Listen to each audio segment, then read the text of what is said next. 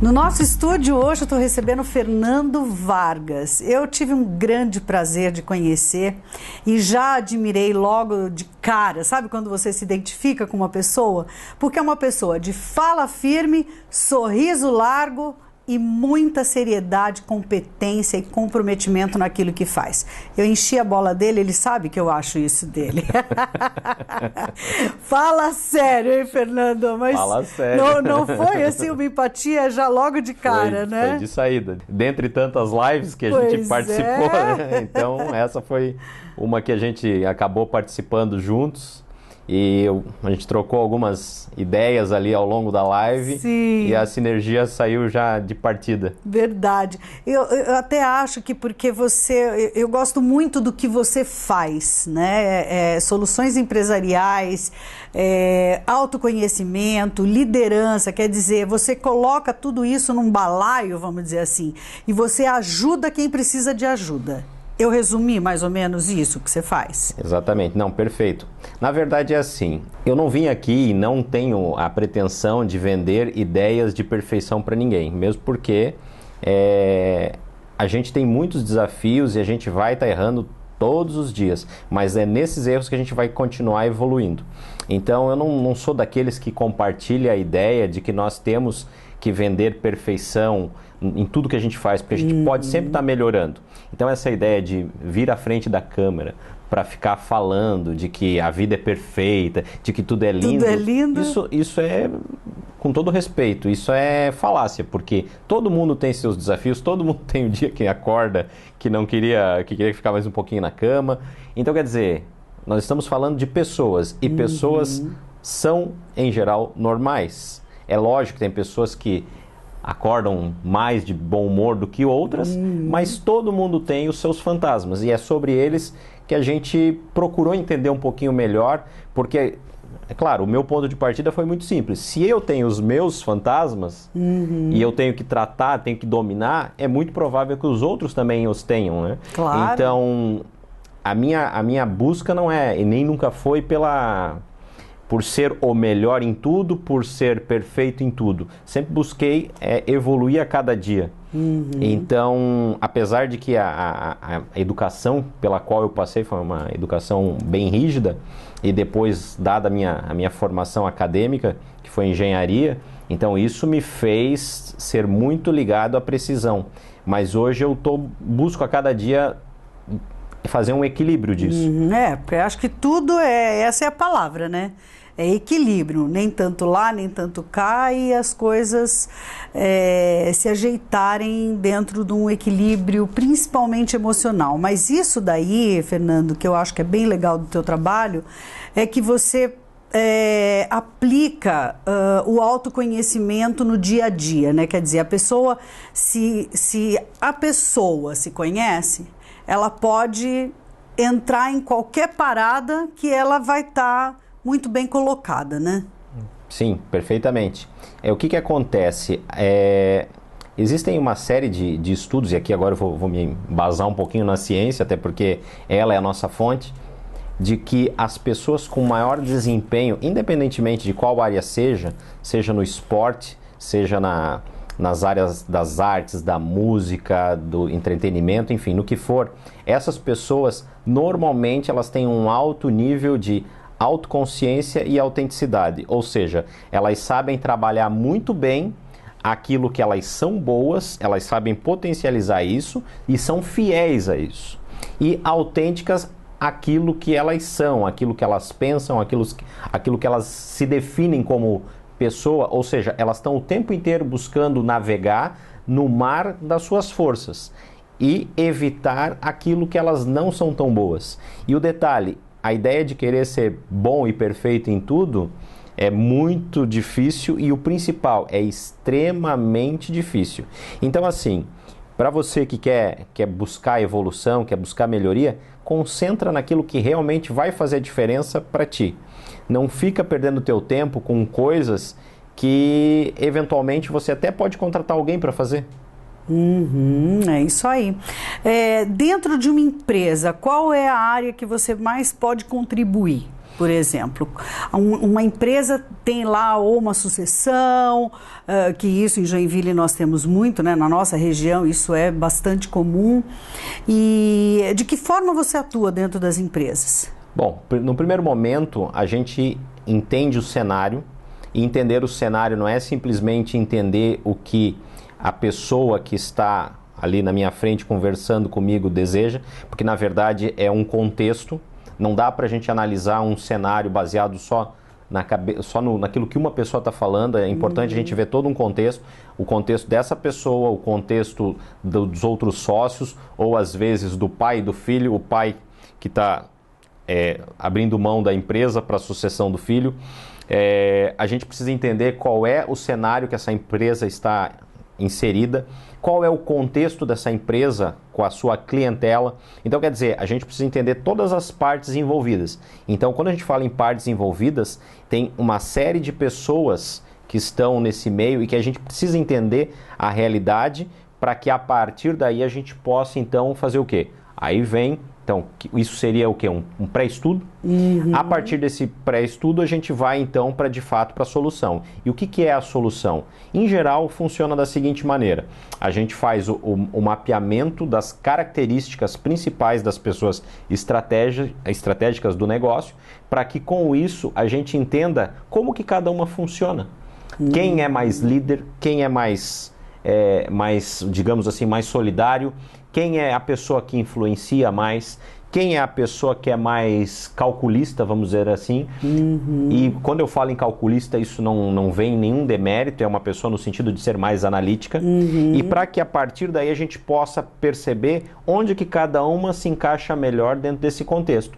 Porque quando a gente fala de empresa, a gente não está falando de um órgão estático, a gente está falando de um organismo vivo, que pulsa e que tem muita coisa envolvida, seja lá realizações, frustrações, desejos, anseios, propósito, enfim, uma série de coisas envolvidas. E a gente tem que ter muito respeito, responsabilidade para poder cuidar de tudo isso. E na medida que a gente sabe onde cada peça, vamos dizer assim, cada pessoa dentro dessa estrutura funciona melhor, dentro das suas forças, voltando lá no começo, dentro da sua autoconsciência, dentro da sua autenticidade, a gente pode colocar essa pessoa para desempenhar o seu melhor papel. Porque cada um de nós funciona melhor em determinadas situações, claro, e não funciona em outras. E assim, o mais interessante desse teu trabalho é que, além de você, vamos dizer assim, dar essa solução, organizar esse cenário, isso causa a solução de uma produtividade muito maior, né? Porque tudo começa a conversar, né? A engrenagem, às vezes, tem uma coisinha ali naquele meio que não está legal e isso influencia todo mundo, isso acaba com o negócio, muitas vezes detona o negócio, né? A pessoa que poderia estar ali numa atuação maravilhosa perde o ânimo, fica desmotivado, já não quer mais aquilo e causa uma frustração ali na diretoria ou nos seus liderados, enfim, isso dá um desconforto geral, né? Porque na verdade a gente está trabalhando com pessoas e pessoas são cercadas de emoções. É claro que tem pessoas que passam uma ideia de mais centrada, teoricamente mais fria, mas essa pessoa também tem emoções, dentro dela, né? Emoções, claro. Exatamente. Então, quando a gente trata com pessoas, a gente tem que ter muito cuidado no que diz respeito às suas emoções. Por quê? Porque as emoções, elas impactam diretamente no que diz respeito à sua resposta, seja ela pessoal, seja ela profissional. E a gente, então, a partir daí, precisa ter todo esse cuidado ao lidar com isso, porque é muita responsabilidade chegar para alguém e dizer, olha, você é extremamente bom nisso. E às vezes a pessoa não acredita, a pessoa, não, mas não pode. Não, mas você é bom nisso. Aí, em contrapartida, algo que ela acha que ela é muito boa, ela nem é tão boa assim. Então, fazer esse bate-papo, né? Para mostrar esses pontos, não é uma coisa assim tão simples. E para isso precisa ter uma certa técnica para poder lidar com tudo isso. Mas o principal, o mais importante de tudo isso, não é a questão de a gente falar sobre emoções, sobre resultado, mas sim de pessoas. As pessoas vão funcionar melhor se elas estão bem e confortáveis naquilo que estão fazendo e se sentem motivadas com isso. Tanto que existe um outro estudo, na verdade uma pesquisa que foi feita pelo Instituto Gallup americano, dirigido na época, essa pesquisa por um profissional chamado Marcus Buchan. Eles fizeram uma pesquisa e fizeram um levantamento. O que motiva mais as pessoas? E eles constataram que as pessoas são muito mais motivadas a desenvolver forças, ou seja, coisas que elas já são muito boas, a desenvolver fraquezas. Aí a gente volta para a época da escola, né? Na época do colégio. Na época do colégio você tinha lá 10 matérias. O que acontecia geralmente quando você, das 10, ia mal em uma ou em duas? Qual que era o foco dos pais normalmente? Era que você ia mal, né? Naquela que você ia mal.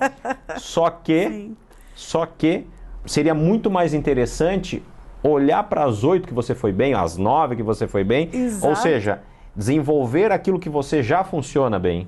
Porque isso gera muito mais estímulo. Então, por isso que quando a gente tem pessoas dentro de uma estrutura e essas pessoas elas estão em funções que elas não se sentem confortáveis, não pelo excesso de pressão da empresa, mas pela falta de conhecimento e predisposição a fazer aquilo ali, aquela atividade, isso vai gerar com certeza mais estresse e mais dificuldade de desempenhar um bom papel. Claro, e conflitos automaticamente, né? Mas para tudo isso acontecer, gente, não é um achismo, tá? Existe uma técnica, existem planejamentos estratégicos importantes que o Fernando desenvolve para que tudo isso aconteça dentro de um profissionalismo mega, que é o que eu te apresentei lá no começo. Fala um pouquinho dessas estratégias e desse teste que você aplica, que eu achei bárbaro. Na verdade, a metodologia que a gente usa para a parte de análise comportamental, que aqui o objetivo de forma alguma é debilitar as pessoas, na verdade é muito pelo contrário, é mostrar para as pessoas aquilo que de fato elas são, no sentido de mostrar suas forças, as suas capacidades, que muitas vezes as pessoas nem sabem que têm, mas para a partir daí poder realmente usar a sua potência máxima para desempenhar melhor o seu papel. Então, a metodologia que a gente usa nesse sentido é a metodologia DISC Index, que é uma ferramenta que a concepção dela, a base dela, foi concebida lá na década de 1920 por um professor de Harvard chamado William Marston. Ele pegou, estudou, viu que as pessoas em geral se caracterizavam em 4 grandes grupos e a partir daí ele escreveu um livro chamado As Emoções das Pessoas Normais. Isso saiu em 1928 e a partir daí tomou-se base para esse estudo e desenvolveu-se o método DISC. O método DISC ele tem uma série de variações, mas ele é a base que a gente usa. Então é um padrão, que existem 4 padrões de comportamento, raiz, digamos assim, e, claro, existe aí uma série de variações, não ficam restritos somente a esses 4 padrões. Então, essa é a metodologia no que diz respeito à análise comportamental. A gente aprofunda mais também no sentido de ver o que essa pessoa tem, aí já saímos do DISC e vamos para uma outra etapa do autoconhecimento, que é a parte de valores motivacionais, ou seja, de que forma eu, Fernando, eu, Fabiola, me motivo no meu dia a dia. Eu me motivo mais pela parte estética? Não, eu me motivo mais por resultado? Não, eu me motivo mais pela socialização, eu me motivo mais pela parte teórica, tenho muita vontade de ter conhecimento para ensinar as pessoas. Então, quer dizer, são uma série de motivos, são 7 ao todo, que fazem com que a pessoa tenha a motivação por fazer as coisas, ou às vezes até a desmotivação naquela área. Então, quer dizer, essa segunda parte serve justamente para quê? Para a pessoa reconhecer quais são os seus principais valores de motivação. E numa terceira etapa, que já é uma etapa ainda mais profunda, seria justamente o quê? A etapa onde a gente faz um estudo e a pessoa se auto-identifica no sentido de qual é a forma com que ela pensa. E aí entram 2 situações. Uma, como ela pensa para ela, ou seja, sobre ela mesma, e como ela pensa sobre o mundo. E a partir daí, como ela processa a sua tomada de decisão. Ou seja, a gente faz uma avaliação em 3 pilares. um mais profundo que o outro. Começa pelo comportamental, que é onde é totalmente visível, porque a gente consegue visualizar as pessoas se comportando em determinados ambientes, por mais que muitas vezes elas tenham filtros nessa hora. Depois, como que ela se motiva. E no terceiro, como é a forma de pensar para a tomada de decisão.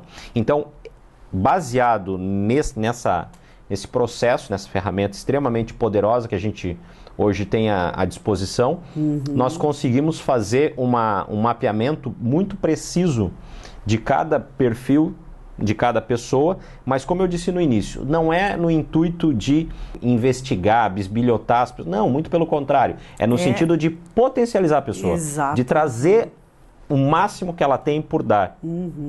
Claro, e sempre, né, eu acho que esse é o objetivo, fazer com que as pessoas tenham uma melhor performance a partir do seu autoconhecimento. Então, gente, isso é tão importante, isso é tão valioso, que eu tenho certeza que se os empresários que estão aí passando por alguns momentos desafiadores, principalmente agora nessa época de pandemia, é a hora de você mexer aonde tem que mexer, para dali você poder realmente continuar se desenvolvendo ou até mexer em outros pontos que você nem imaginou, mas que vão te dar esse resultado maravilhoso. Fernando, eu quero agradecer muito a tua participação, muito valioso tudo isso que você falou. E, gente, realmente, passem a mão no telefone, façam não sei como é que chama, se você vai até a empresa, se é uma consultoria, se é um bate-papo, mas tenham essa pessoa do lado. É muito simples, pode entrar em contato comigo via Instagram, LinkedIn, Facebook, ou se não, direto via telefone mesmo, tradicionalmente. Mas o principal é o seguinte, o nosso objetivo é sempre trazer a você a melhor qualidade de ferramentas de autoconhecimento e de ferramentas empresariais. Nós não temos o menor objetivo de trabalhar com enganação, a gente não trabalha com falsas promessas. Nosso objetivo é trazer a você o que há de melhor, mas para que realmente isso faça sentido para você. Não tem que ser bom para o Fernando, tem que ser bom para você. Então, a gente pode ir até você tranquilamente, ou você vai até o nosso escritório, a gente faz um bate-papo, e a partir daí a gente tem uma noção do cenário. Porque, afinal de contas, eu só posso precificar, falar em investimento, se eu puder ajudar. Se eu não puder ajudar, a pessoa não me deve nada, né? Afinal de contas, faz parte do processo. Sim, é a seriedade do trabalho, né? É você realmente poder colocar a mão no fogo por alguém. Gente, eu coloco a mão no fogo pelo trabalho do Fernando, porque tenho acompanhado já algumas situações em que a gente vê assim que o comprometimento é a palavra-chave. Eu quero muito te agradecer e dizer que estamos às ordens, entre em contato e a gente vai voltar porque ele tem muito conteúdo ainda que eu quero tirar desse menino aí. Tá legal então, gente. Muito obrigado e até a próxima. Obrigada. É isso aí, gente. Bati um papo com Fernando Vargas. Soluções empresariais, ferramentas sensacionais de autoconhecimento e ele certamente pode ajudar você.